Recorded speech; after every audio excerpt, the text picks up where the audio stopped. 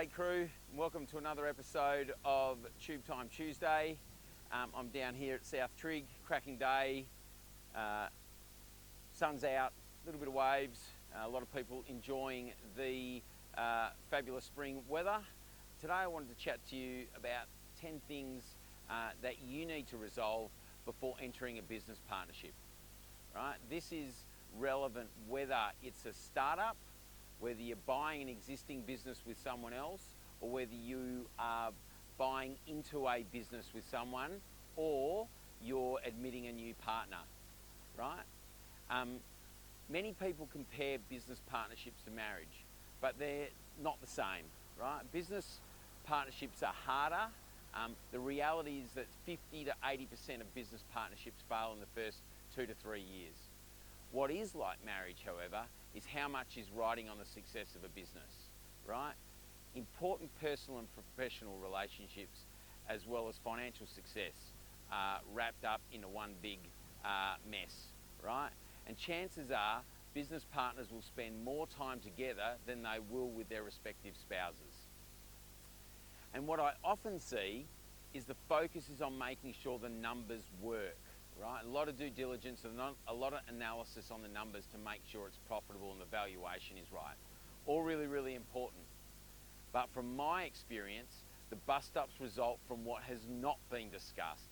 A lack of clear expectations, poor interpersonal alignment between the partners, or a naivety that we will work things out when they happen. Right? So today I wanted to touch on the first 5 things you need to resolve to avoid partnership disasters. The first one, do you as partners have a shared mission, vision, and values? These are the highest context of any business, and they create a filter through which all key decisions should pass. If these are not aligned, you're going to have real issues making key decisions, and it will create a wedge between the owners really, really quickly. Secondly, who is doing what work and how hard are each of us going to work in the business?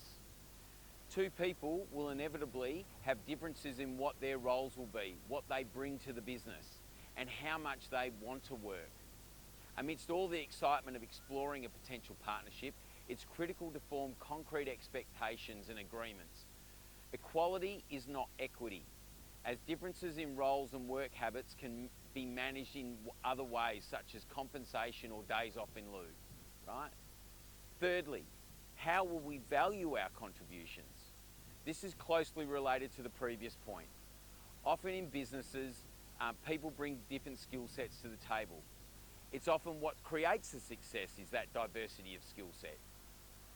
However, as businesses grow and succeed, if we are not clear as to how do you value these contributions, it will lead to resentment, right? People will go, what I do is more important than you, it's more valuable than you, you're getting paid the same as me, and when there is perceived inequality, that's when we have problems arise, right? Number 4, how will we make tough decisions? Business is full of tough decisions, right?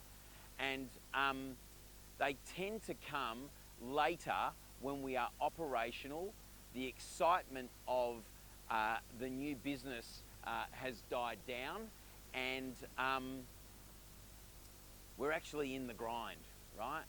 And before the tough decisions arise, it's time to figure out how we're going to make them. It's important to figure out what will happen with a difficult high stakes decision where the partners strongly disagree, right? Do not leave it to the time it happens. It is highly emotional, it becomes irrational, and it creates a real wedge between partners. And finally, point 5, how do we handle conflict, right? It follows on from the previous point. We're going to have disagreements. Some people are entirely comfortable with vigorous debates. In my family, we're Italian, we throw the hands around, we get loud, we have a conversation, and we very quickly move on, right? Whereas others might find that experience scary or intimidating or jarring, right? Because that's not what they're used to. So before the first serious conflict, is the right time to assess one another's conflict resolution and management styles. You need to have a conversation around it. You need to set some clear boundaries and make a commitment to surface issues early and not harbour resentments, right? Those are the first 5 points around that you need to resolve before you enter a business partnership, right? That's all I've got time for in this episode.